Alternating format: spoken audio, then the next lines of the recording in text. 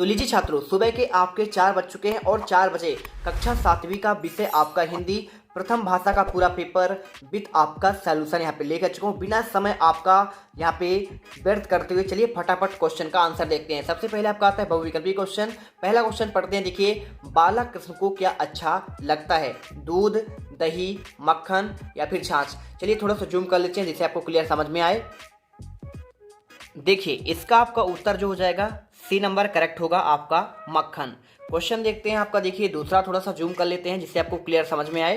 Question number दूसरा देखिए, लिखा है बुंदेली के पितृ पुरुष हैं डॉक्टर सर हरसिंह गौर, ईश्वरी भूषण या फिर देखिए आपका पद्माकर। तो आपका देखिए इसमें राइट आंसर जो करना है, बुंदेली के आपका पितृ पुरुष कहलाते हैं, वो कहलाते हैं आपके भूषण। ठीक है, यहाँ पे आपको सी नंबर आंसर करना है। तीसरा दिया है न्याय शब्द का आपका विलोम शब्द है न्यायालय, न्यायप्रिय, अन्याय या फिर देखिए आपका अन्यथा। तो आपको इसमें राइट आंसर जो करना है आपका अन्याय हो जाएगा। देखिए न्याय का आपका उल्टा क्या होगा? अन्याय। ठीक है, और चौथा क्वेश्चन देखिए, वीर छत्रसाल का जन्म कहाँ हुआ था? मोर पहाड़ी पर, गौर पहाड़ी पर, मडोर पहाड़ी पर या फिर देखिए इनमें से कोई नहीं। तो आपका जो राइट आंसर हो जाएगा देखिए आपका इसमें मोर पहाड़ी पर हो जाएगा। वीडियो अच्छी लगे, दिल से पसंद आए तो वीडियो को लाइक करना, चैनल सब्सक्राइब जरूर करना मेरे प्यारे रसगुल्लो। ठीक है, पांचवा देखिए, अग्रवाल समाज के कितने गोत्र प्रचलित है? 15, 17, 18 या फिर 20? आपका एक नंबर का ये भी है। राइट आंसर आपको देखिए सी नंबर आपका 18 करना है। इसके बाद चलिए देखते हैं आपका रिक्तान क्वेश्चन 6 से आपके 10 तक। इससे पूछा गया देखिए छठवां नंबर, सन 1954 में भारत सरकार ने डॉक्टर रमन को डैश डैश उपाधि देकर सम्मानित किया। अब अगर मैं आंसर की बात करूं तो आपको इसमें क्या भरना है? आपको भरना है भारत रत्न की उपाधि देकर। ठीक है, उत्तर क्या लिख लेंगे? आपका हो जाएगा भारत रत्न। मैं लिख देता हूं आंसर, ये देखिए भारत और आपको लिखना है रत्न। क्वेश्चन देखिए सातवां, कर्मंडे वदक बधिकारत से माँ फलेसु कदर्शन, उपरोक्त बात किसने कहा था? तो आप जानते हैं देखिए ये कहा था आपका श्री कृष्ण ने। ठीक है, आप उत्तर जो है इसमें श्री कृष्ण कर देंगे। अगला देखिए, भारत एक खोज डैश डैश द्वारा लिखी गई प्रसिद्ध पुस्तक है, एक नंबर क्वेश्चन। तो आपका ये हो जाएगा जवाहरलाल नेहरू। ठीक है, हमारे पहले प्रधानमंत्री थे देश के, भारत देश के, जवाहरलाल नेहरू इसमें आंसर कर दीजिएगा। ठीक है, ये देखिए आपका आंसर हो जाएगा। इसके बाद देख लीजिए आपका नेक्स्ट क्वेश्चन नंबर 9, धिन धिन धा धमक धमक पंक्ति में कौन सा आपका अलंकार है? राइट आंसर आपका हो जाएगा देखिए आपका इसमें अनुप्रास अलंकार। ठीक है, ये देखिए आपका आंसर होगा। 10वां देखिए, अष्टांग योग का चौथा अंग कौन सा आपका होता है? इसमें आपका हो जाता है आपका प्राणायाम। तो आपको यहाँ पे जो है आंसर आपको प्राणायाम करना है। क्वेश्चन देखिए आपका आपका अति लघुत्तरी क्वेश्चन आता है 11 से लेकर आपका 16 तक। इसमें देखिए क्या दिए गए हैं, नीचे दिए गए प्रश्नों के उत्तर लगभग 15 से 30 शब्दों में दीजिए। प्रत्येक प्रश्न के लिए आपको 2 अंक निर्धारित किए गए हैं।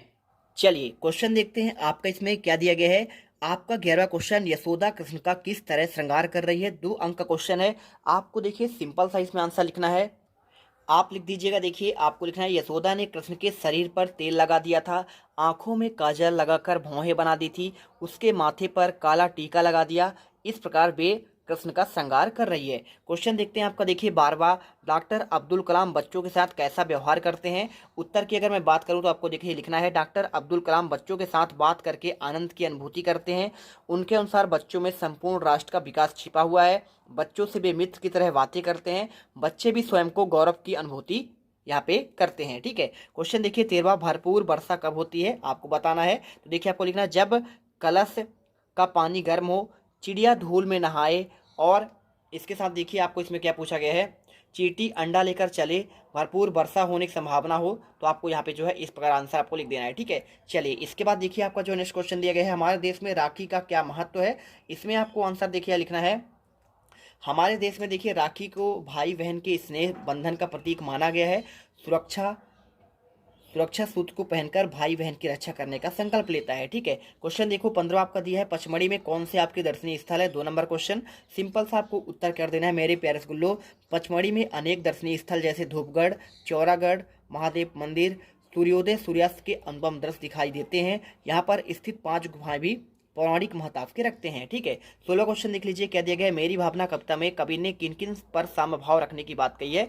साम भाव मतलब आपका दया दृष्टि की बात कही है। ठीक है, आपको उत्तर में लिखना, देखिए इस कविता में कवि ने दुष्ट, निर्दयी और फिर गलत रास्ते पर चलने वाले इत्यादि के प्रति साम भाव रखने की बात कही है। इसके बाद चलते हैं आपका, देखिए यहाँ पे आपका नेक्स्ट क्वेश्चन आपका आता है यहाँ पे 17 से लेकर आपके 22 तक के क्वेश्चन। थोड़ा सा मैं जूम कर लेता हूँ जिससे आपको क्लियर समझ में आए। देखिए इसमें आपको दिया गया है 40 से 50 शब्दों में इनके उत्तर देने हैं, 3 अंक आपको देखने को मिलेंगे। 17वां क्वेश्चन, तात्या टोपे के चरित्र की आपको विशेषता बतलानी है। चलिए आपको इसका आंसर प्रोवाइड कराते हैं।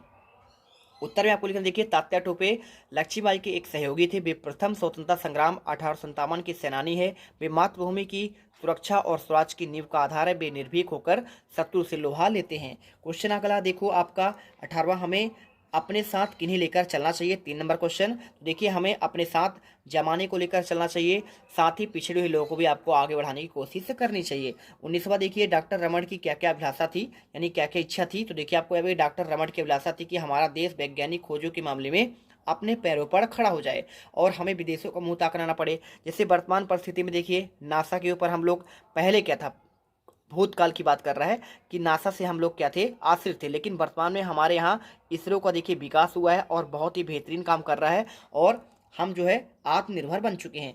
इसके बाद देख लीजिए आपका दिया है 20वां, राजा और आखेटक के बीच क्या विवाद हुआ। उत्तर में आपको देखिए लिखना है, राजा और आखेटक के बीच यह विवाद हुआ कि राजा उस घायल हंस पर अपना अधिकार बता रहा है और उधर आखेटक भी कहता है कि इस पर मेरा अधिकार है क्योंकि मैंने इसे मारा है, और इस तरह रक्षक और भक्षक के मध्य अधिकार का विवाद हो जाता है।